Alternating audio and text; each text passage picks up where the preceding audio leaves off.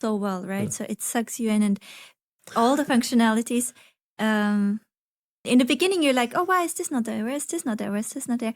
And then you're like, oh, because everything I need to actually run the business in the most simple way is there, right? So it's almost that the form forces the function of how you grow the business. And I really had to kind of take a critical look at what I was doing. And I was like, I might have added some unnecessary bloat to what I've been doing. And because of the features Skool offers, it kind of corrected my behavior in how I need to build the business. So I really love that about the platform. And then all the little things that I think people don't know, like the changes you made to the cancellation process recently.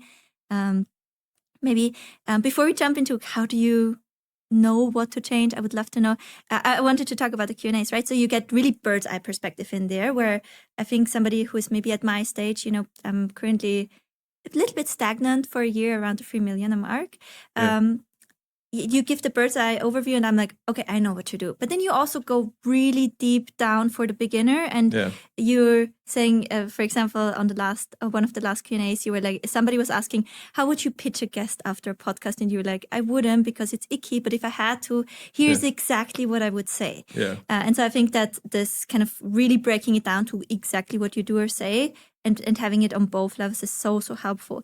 If we're going back to this cold outreach, content, ads, what should the cold outreach person say to get someone in? I think it depends on the stage of the person. And so to circle back to what we were saying earlier with 3 ways, right? You run ads, you do outbound, or you make content.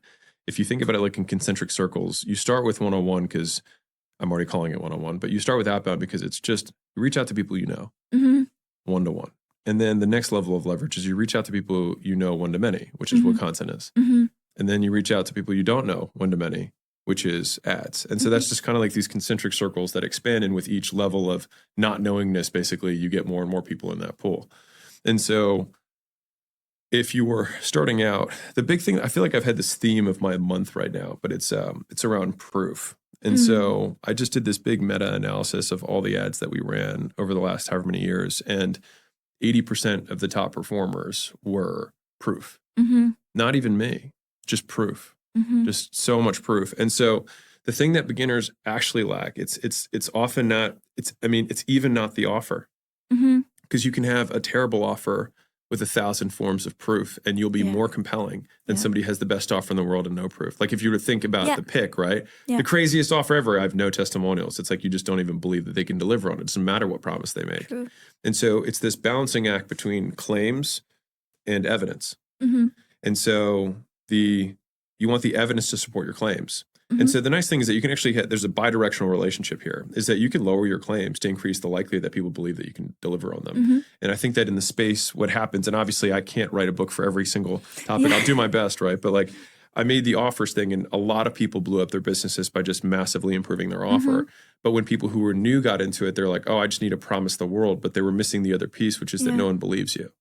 Like if at some point it stops being believable. And so then you have the counterbalance of evidence that has to be supporting the claims that you're making. And so I just wrote a whole thing on this, but for the beginners, I wouldn't even be obsessed about any of the 3 we just talked about with outbound, content, ads. I would be just reaching out to people and be honest. Like the thing that I think is massively understated in marketing is our number one rule of all the marketing we do is state the facts and tell the truth.